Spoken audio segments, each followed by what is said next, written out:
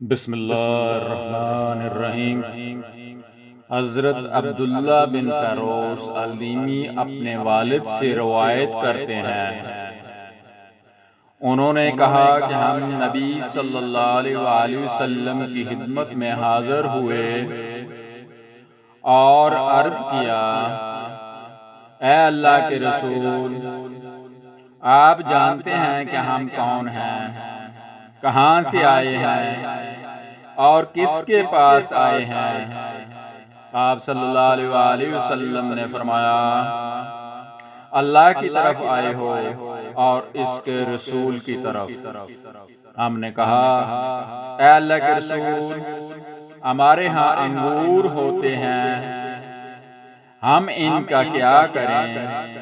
آپ صلی اللہ علیہ وآلہ وسلم نے فرمایا، انہیں خشک کر کے زبیب یعنی کشمش بنا لیا کرو۔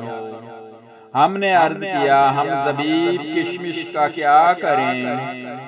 آپ صلی اللہ علیہ وآلہ وسلم نے فرمایا، صبح کے وقت بھگو دیا کرو اور رات کو پی لیا کرو، اور رات کو بھگو رکھا کرو اور صبح کو پی لیا کرو، اور نبیذ مشکیزوں میں بنایا کرو، مٹکوں میں نہیں۔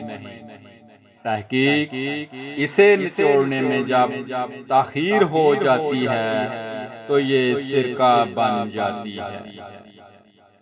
راوی سنن ابو داؤد، حدیث نمبر 3710۔ چینل کو سبسکرائب کر دیا کریں تاکہ آپ تک نبی کریم صلی اللہ علیہ وآلہ وسلم کی اچھی اور پیاری پیاری حدیثیں آپ تک پہنچ سکیں۔ اللہم صلی علی محمد وعلی آلہ محمد۔